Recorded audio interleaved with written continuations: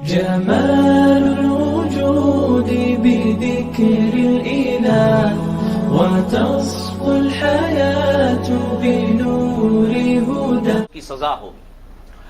حضرت جابر رضی اللہ تعالیٰ عنہ سے روایت ہے کہ جناب رسول اللہ صلی اللہ علیہ وسلم نے ارشاد فرمایا، اللہ تعالیٰ کچھ لوگوں کو چیونٹیوں کی صورت میں اٹھائیں گے جن کو لوگ اپنے پیروں تلے رونتے ہوں گے۔ پوچھا جائے گا کہ ان چیونٹیوں کی شکل والوں نے کیا جرم کیا ہوگا؟ آپ صلی اللہ علیہ وسلم نے بتایا کہ یہ دنیا میں تکبر کرتے تھے، اس کا یہ صلہ ہوگا۔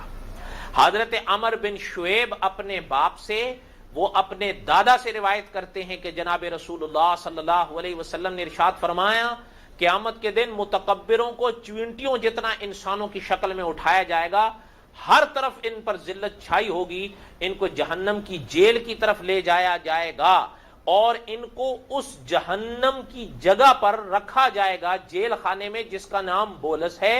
ان کے اوپر ایک ایسی آگ ہوگی جو سب آگوں کا منبع اور مرکز ہوگی۔ انہیں جہنم کی زہر قاتل کے گیلی مٹی جو دوزخیوں کے جسموں کا عرق ہوگی وہ دی جائے گی پینے کے لیے۔ کیوں؟ اللہ تعالیٰ کو متکبر اچھے نہیں لگتے، جن کے اندر تکبر ہوتا ہے۔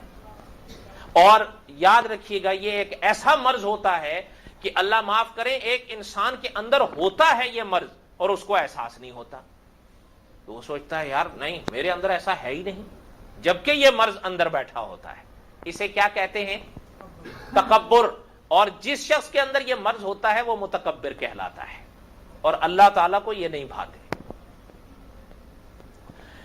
اور کبھی اس کے برعکس بھی ہوتا ہے، یاد رکھیے گا کہ ایک انسان کے اندر تکبر نہیں ہوتا اور وہ یہ سمجھ رہا ہوتا ہے کہ میرے اندر تکبر ہے۔ اس لیے اکابر فرماتے ہیں کہ کسی اللہ والے کے ہاتھ میں ہاتھ دینا بڑا ضروری ہوتا ہے کہ وہی آپ کی نبض دیکھ کر آپ کو بتا سکتے ہیں کہ فی الحقیقت آپ کے اندر یہ مرض ہے یا نہیں۔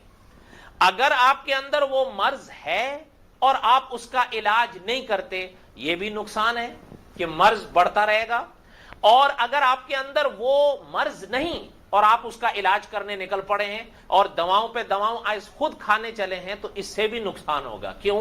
جس وجود کے اندر وہ بیماری نہ ہو اور آپ بغیر ڈاکٹر سے رجوع کیے اپنی مرضی سے دوائیں کھاتے پھریں، تو پھر تو مرض بڑھتا جائے گا جوں جوں آپ دوائیں کھائیں گے۔